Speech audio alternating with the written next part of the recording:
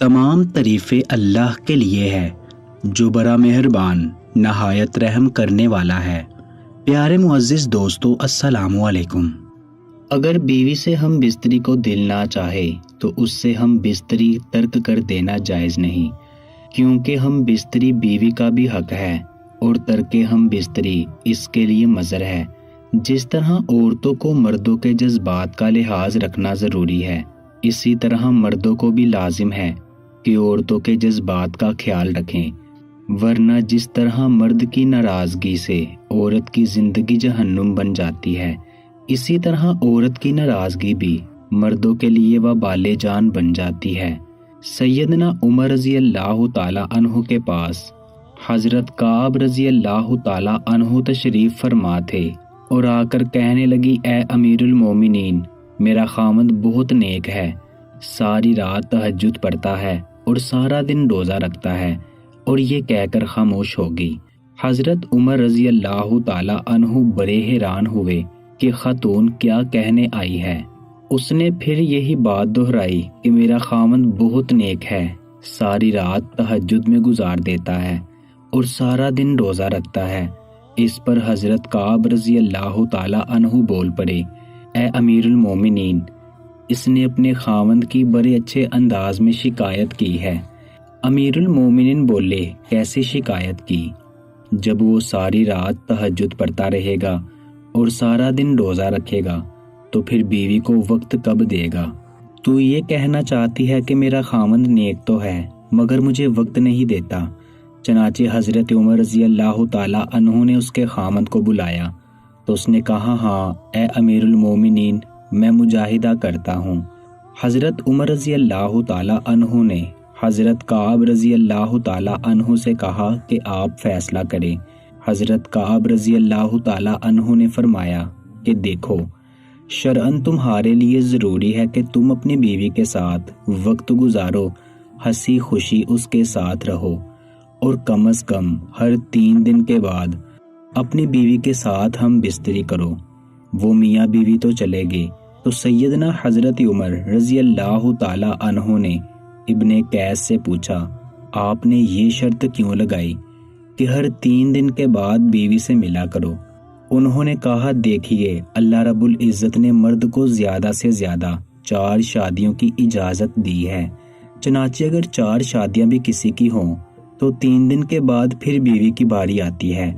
تو میں نے اس سے کہا کہ تم زیادہ سے زیادہ 3 دن عبادت کر سکتے ہو، 3 دن کے بعد 1 دن رات تمہاری بیوی کا حق ہے جو اس کے ساتھ تمہیں گزارنا پڑے گا۔ تو دیکھو شریعت انسان کو کیا خوبصورت باتیں بتاتی ہے۔ رسول اللہ صلی اللہ علیہ وآلہ وسلم نے فرمایا، عورتوں کے ساتھ خیر خواہی کرو، اس لیے کہ وہ تمہارے پاس قیدی ہیں، تم ان سے ہم بستری اور عصمت اور اپنے مال کی امانت وغیرہ کے علاوہ اور کچھ اختیار نہیں رکھتے، اور جب وہ اپنا قرض ادا کرتی ہوں تو پھر ان کے ساتھ بدسلوکی کا جواز کیا ہے؟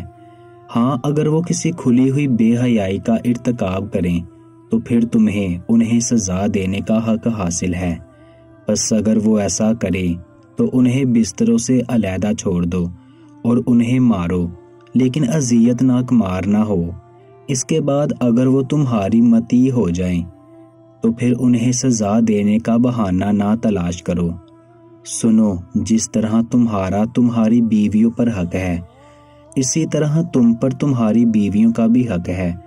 تمہارا حق تمہاری بیویوں پر یہ ہے کہ وہ تمہارے بستر پر ایسے ایسے لوگوں کو نہ روندنے دیں جنہیں تم ناپسند کرتے ہو، اور تمہارے گھر میں ایسے لوگوں کو آنے کی اجازت نہ دے جنہیں تم اچھا نہیں سمجھتے۔ سنو، اور تم پر ان کا حق یہ ہے کہ تم ان کے لباس اور پہننے میں اچھا سلوک کرو۔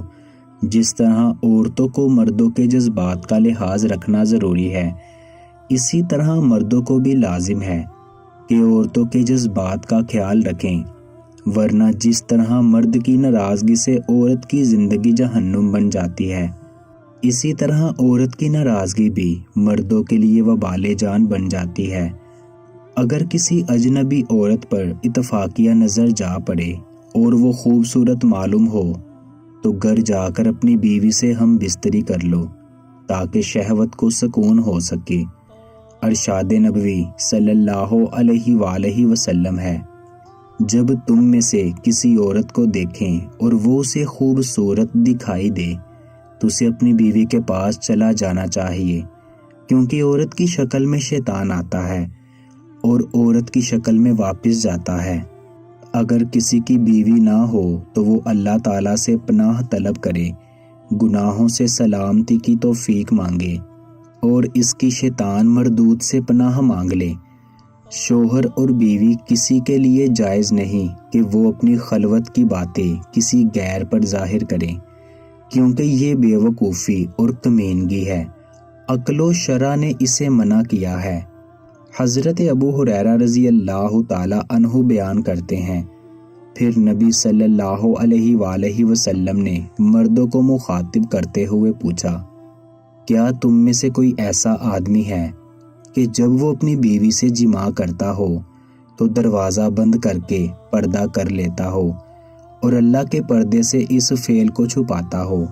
لوگوں نے جواب دیا، ہاں ایسے لوگ موجود ہیں۔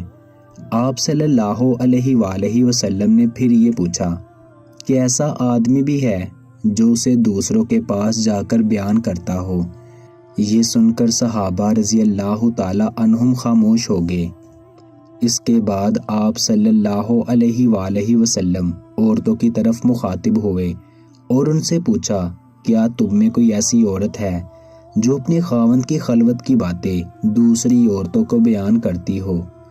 عورتیں خاموش رہی، لیکن ایک نوجوان عورت اپنے ایک گھٹنے پر کھڑی ہو کر رسول کریم صلی اللہ علیہ وآلہ وسلم کی طرف جھانکتی ہے اور آپ کی باتیں سن کر کہتی ہے، یا رسول اللہ صلی اللہ علیہ وآلہ وسلم، خلوت کا ذکر مرد بھی کرتے ہیں اور عورتیں بھی۔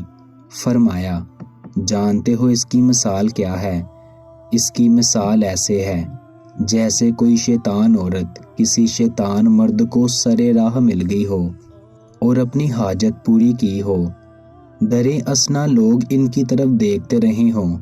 خبردار، مردوں کی خوشبو میں بو تیز ہوتی ہے مگر رنگ نہیں ہوتا، اور عورتوں کی خوشبو میں رنگ ہوتا ہے مگر بو تیز نہیں ہوتی۔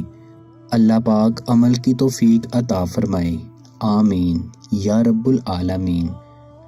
دوستو، اگر ویڈیو اچھی لگی ہے تو آپ ہمارے چینل اردو گھر کو ضرور سبسکرائب کریں اور ساتھ لگے بیل آئیکن کو بھی پریس کر دیں۔ انشاءاللہ ملتے ہیں اگلی ویڈیو میں۔ اللہ نگہبان۔